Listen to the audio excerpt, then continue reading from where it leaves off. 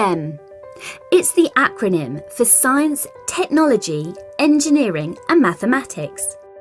The disciplines that are vital for a striving economy and a safe and technologically advanced society. Right from kindergarten till 12th grade, most of STEM teaching and learning centres around science and mathematics. Comparably, little attention has been given to integrated technology and applying engineering techniques to have a greater understanding of the science and math concepts. For many years, the four subjects have been taught in isolation. But the new reform method, like the Next Generation Science Standards, is placing more emphasis on the connections between and among the STEM disciplines. To understand how this trend might affect teaching and learning in the future, we need to take a closer look at integrated STEM education, not just the individual subjects that make up the acronym. Affecting all in the real world, science relies on technology, mathematics and engineering. And engineering depends on findings from science, the application of mathematics and the use of technology.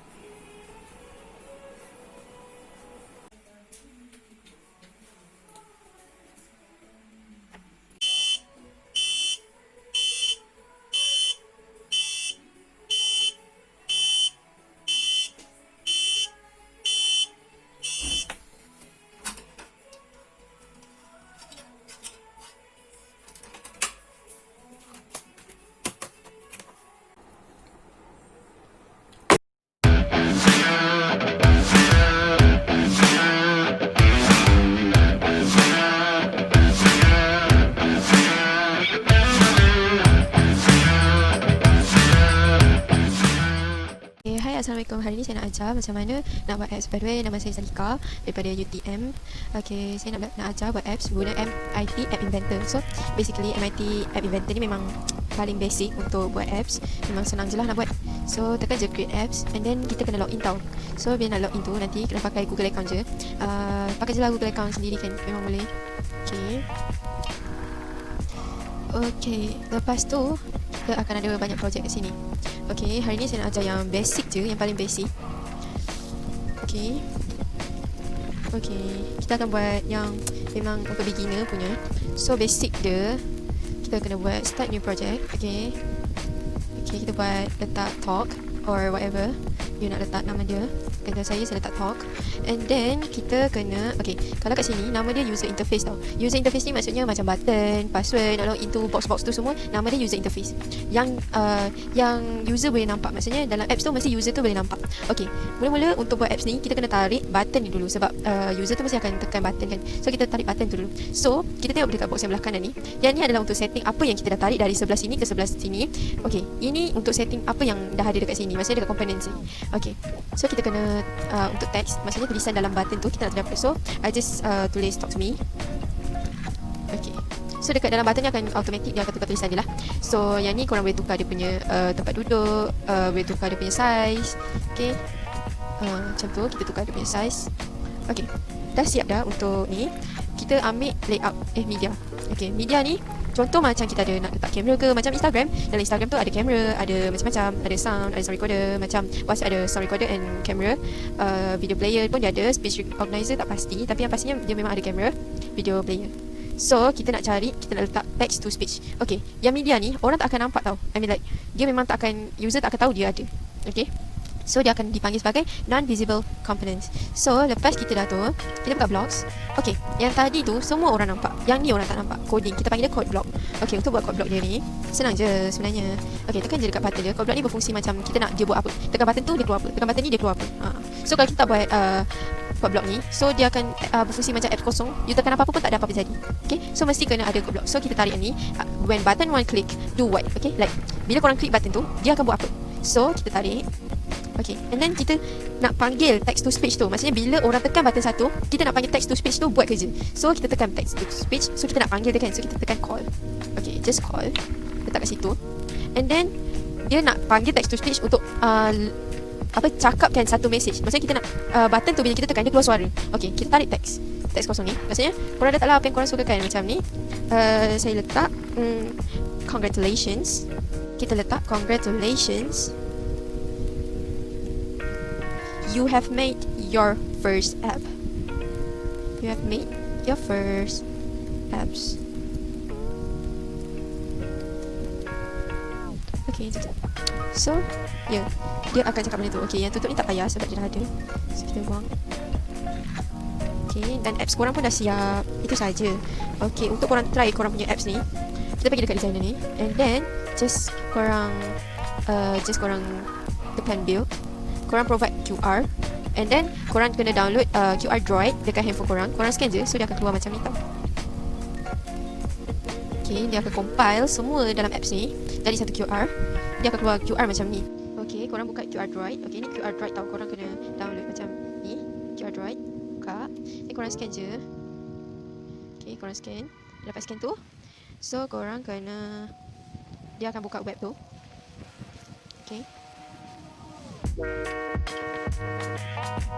so korang just download. Okay, download. Then, yes, install. Just install. Just install je, install anyway. Okay, open. Dah keluar korang punya apps. Just tekan talk to me. Congratulations, you've made your first apps. Nanti dah macam saya dah banyak buat apps. Tak adalah banyak, tapi projek saya semua dekat laptop lama, dekat iPhone lain. So setakat ni saya ada baby monitor. Baby monitor ni untuk kita monitor baby. Kita buka. Okay, yang ni baby monitor. Kita ada banyak screen tau. Maksudnya kita boleh add screen. Macam ni, screen yang satu. And then kita akan, bila tekan start tadi, dia akan pergi options tau. And then lepas dia pergi options, korang akan pilih antara heartbeat or temperature. So kalau korang pergi heartbeat, dia akan scan heartbeat korang. Bukan korang, I mean baby. Kalau kita temperature pun sama, apps ni akan kesan temperature baby. Bukan apps ni lah, tapi kita akan letak sensor. So apps ni akan connect dengan sensor. Okay, ada lagi satu apps. saya lagi satu apps iaitu Einstein. Yang ni apps untuk belajar English. Okay, macam ni. So saya buat apps ni yang ada QR code daripada media tu. Dia ada bila tekan QR code dia akan scan tau. Dia akan scan satu QR code tu. So dia akan keluar apa yang ada dalam QR code tu dekat sini. So bila dah keluar kat sini, korang tekan sini. So apa yang ada kat sini, apps tu akan cakapkan untuk korang. Maksudnya contoh kalau saya scan buku cerita, dia akan ceritakan untuk korang. And then yang ni translator macam Google Translate saya buat. Lepas ada quiz, ada macam-macam lagi lah. And then ada option junior or senior. Junior ni untuk budak sekolah rendah, and tadika. Senior ni untuk budak sekolah menengah. So kita pergi dekat sini. Kita ada macam quiz. Okay, akan ada soalan kat sini. So kalau korang nak tengok code block dia, memang agak serabut je. Code block dia saya buat sendiri, 100% memang saya buat sendiri. Memang banyak sangat. Ni sebab saya dah susun. Kalau tak memang serabut. Yang ni pula untuk sini punya serabut, memang banyak. Tapi tak susah sebab kita boleh tengok banyak tutorial dekat YouTube. Korang tengoklah korang nak buat projek apa, just tengok je dekat YouTube, memang banyak tutorial. So itu saja kot. So korang kalau nak buat banyak lagi projek, korang boleh pergi dekat MIT App Inventor Beginners Project. Okay, so korang akan